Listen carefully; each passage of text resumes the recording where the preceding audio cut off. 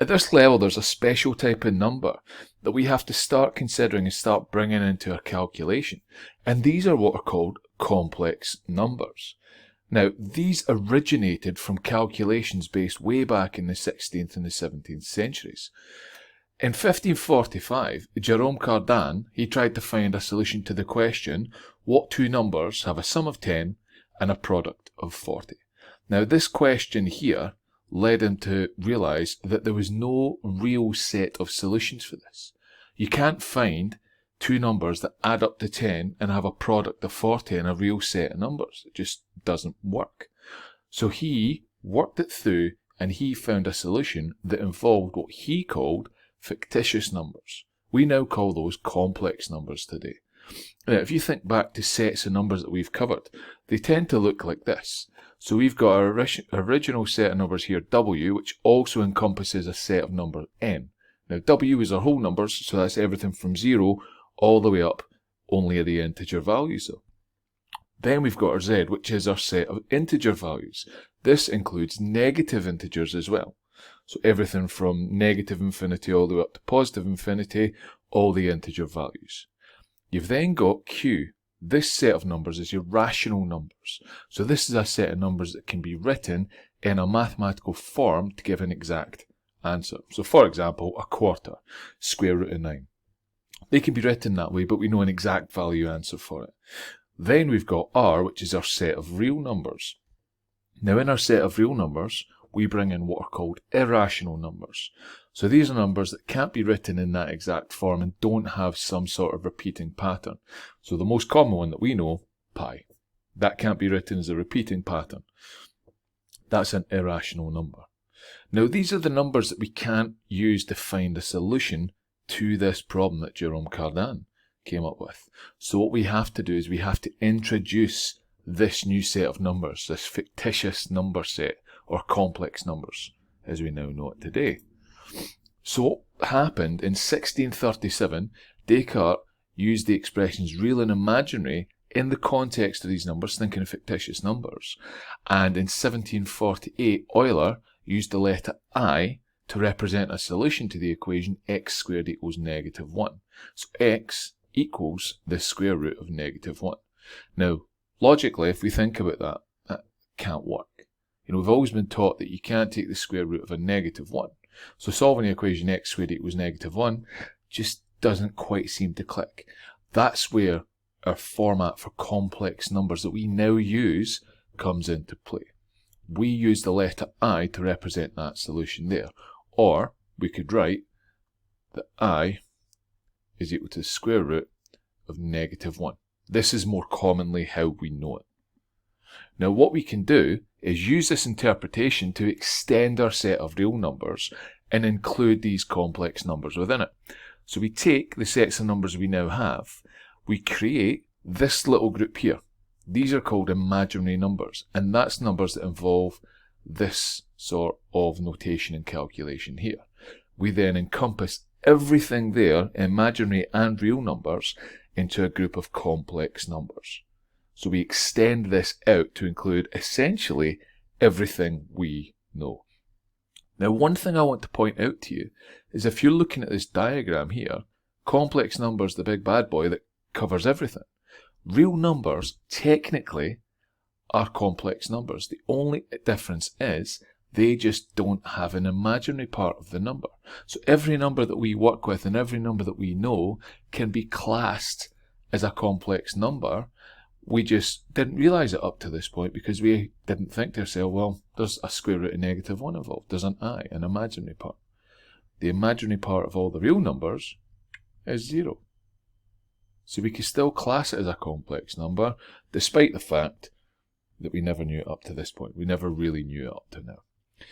Now, I've said a lot of information now to you. Great, complex numbers, square root of negative 1, but what I haven't told you about is the rules that we need to follow when we're working with these. And there's quite a few things that we have to remember and we have to think about when we're working with complex numbers. The first thing is what I've just told you there. The I is the number such that I squared is equal to negative 1, or the square root of negative 1 is equal to I. That's more commonly the way we think about it, is that I is equal to the square root of -1, bringing in the imaginary part of the number. What we're going to do is we're going to define a set of numbers C, and what we're going to say is that set of numbers takes the format of every single number being noted as Z, and Z is a number which takes the form A plus IB. This is a set of numbers called complex numbers. So we're going to use this Z to notate anything that involves an element of that set of numbers. Now in Z, we've got an A plus IB section. A, this part here, that's what's called the real part of the number. And we can write this as A equals R of Z or A equals RE of Z. You see both of these notations when you're working through textbooks or worksheets or even past papers. So just be aware you can write it. And the B part, the BI, that's what's called the imaginary part of the number. And now this can be noted as B equals IZ or B equals IM of Z. Again, both variations come up in different sorts of textbook, so just bear those in mind. So that's the fundamentals of it. That's what a complex number is, that's how it looks, and that's what the different parts of it are. We need to be able to do our operations with it. So what we're going to look at here is we're going to focus on addition, subtraction, and multiplication. Now let's imagine we've got two numbers, so two imaginary numbers, Z1 and Z2, written in this format. When we're adding two complex numbers in this format here, and we take the A plus IB and the C plus ID here, what we have to do is group the real parts of the number together here, and the imaginary parts, and simply add them together. So when you're adding two complex numbers, stick the reals together, stick the imaginary parts together, and work it through from there. And it's similar to subtraction. If we're subtracting two complex numbers, what we have to do is group the real parts together and the imaginary parts together, and then do the calculations for those. Now, key point to note, these numbers here could be negative. So there's no restriction on those numbers. Those numbers there could also be irrational. You'll see that in some of the examples that you work through later. So these could be any type of number there that you want. When we're multiplying two complex numbers together, Z1 and Z2, multiply them like this, and now we've seen this format of multiplication here. If you think back to when we did National 5 mathematics, and we're multiplying out two brackets to create a quadratic equation. So we do, as we covered then, using FOIL, first, outer, inner, last. And if we do that, we get the AC plus ADI plus BCI plus BDI squared. Now, this here is the important part. The BDI squared, we remember that I squared from up here is -1. So that's why I squared, we substitute in -1, and if you'll note, there's the BD there. What we've done is turned this from an imaginary number into a real number, and grouped the two real parts together and the imaginary parts together here. So when we're multiplying them out, bear that in mind.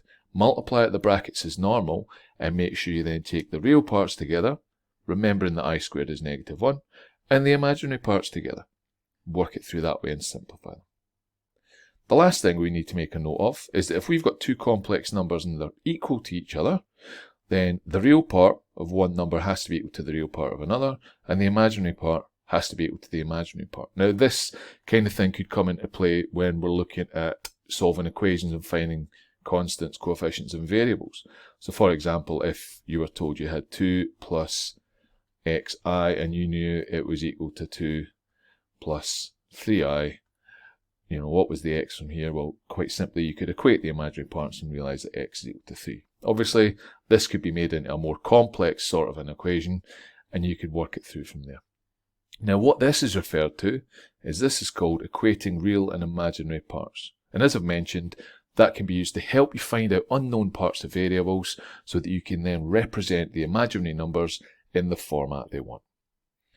So these are all the basic operations. This is what we have to remember when we're working with it. I'm going to show you a couple of examples how to use these just now.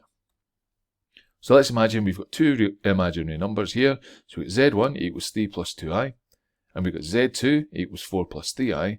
I want to do all three of these calculations. So let's start with the first one, Z1 plus Z2. So what we're going to do in this one is we've got our first number, Z1, 3 plus 2i, and we're going to add on the second number, 4 plus 3i. Now again, what we do, group the real parts, group the imaginary parts, and simplify it. So if we group the real parts, we've got 3 plus 4. And if we then group the imaginary parts together, we've got 3 plus 2 times the I. So we quite simply end up with 7 plus 5i. So there you go, that's the first calculation there. For B, the Z1 take away Z2, this is where brackets come in handy, because we've got 3 plus 2i. It's then take away Z2. If you write it in brackets, because you've got to remember that your signs will revert in this one. So I've got a plus here, but if I'm taking it away, this, when I take it away and I group the real parts together, will change the sign. So it's actually 3 take away the 4. We're then adding on the 2i, take away the 3i in this case. So we've got to watch the signs when it comes to this sort of thing. If this was a takeaway here, I'd have minus minus, so this would become a plus. We've grouped them together, simplify them there, so I get negative 1, 2i, take away 3i, minus I there. I've then got the third calculation there that I want to do, z1 times z2. So we've got 3 plus 2i, that's going to be times 4 plus 3i there. So we then multiply it out like we would a quadratic and then simplify it from there. So we've got 3 times 4, which is 12, so that's the first part. We've then got 3 times the 3i, so we've then got plus 9i. We've then got the 2i times the 4, plus 8i. We've then got the 2i times the 3i, so we've then got plus 6i squared. Now I squared is negative 1. Group the real and imaginary parts together. We've then got 12, that's plus 6 times negative 1. Then take away 6, and that's the real parts together. We've then got plus, and grouping the imaginary parts, we've got 9 plus 8 times I. So what I end up getting is I get 6 plus 9 plus 8, I, which is plus 17i. So there you go, doing the basic calculations. What we're able to do is follow these steps and rules and actually do it. We can add, subtract, or multiply any pair of complex numbers together. Just remember, real, imaginary, keep them separate for each other, group them together. One other thing I'm going to show you how to do is I'm going to show you how to solve a quadratic equation using it. Because as we've done in the past, using the quadratic formula, we've ended up with solutions that could be irrational numbers. But what we can also do is end up with solutions that involve imaginary numbers. Think back to the original problem this came from. X squared equals negative 1. That had imaginary solutions. We can still get that with quadratics now. So let's imagine I wanted to solve the equation z squared take away 2z plus 5 equals 0. So we'd use the quadratic formula to do this. So I'd know then that z equals negative b plus or minus the square root of b squared minus 4ac all over 2a, just as we did before. Substitute in the values, and I get z equals negative b, so I get 2 plus or minus the square root. Well, I got b squared, so that's 4. Take away 4 times a times c, take away 4 times 1 times 5, so that's take away 20 all over 2a, which is 2. From that I can say it's 2 plus or minus the square root, 4 take away 16, of negative 16 over 2. Now this is where the key thing you have to remember for simplification comes into play. The negative 16, split it up like we would surds. That would be the same as square root of 16 times square root of negative 1. Square root of 16 is 4, and we know square root of negative 1 is I. So what that then means is I get 2 plus or minus 4i all over 2. We can split this off into the two solutions we get. Split it so that you've got a number plus another number, or a number minus another number, both times an imaginary part. So for this one, I'd have 2 over 2 plus 4 over 2i. I'd have 2 over 2, take away 4 over 2i. Simplifying them both, I get 1 plus 2i. I also get 1 minus 2i. So we can solve quadratic equations using that same premise and idea where this all originated from. How do we solve something that doesn't have any real solutions? We do have to bring into play complex numbers. You could actually go back and look at some of the National 5 stuff that we did where we couldn't solve the equation and use this method to solve it. We have to bear all of that in mind, bear these calculations and all these sort of operations for moving forward with this topic.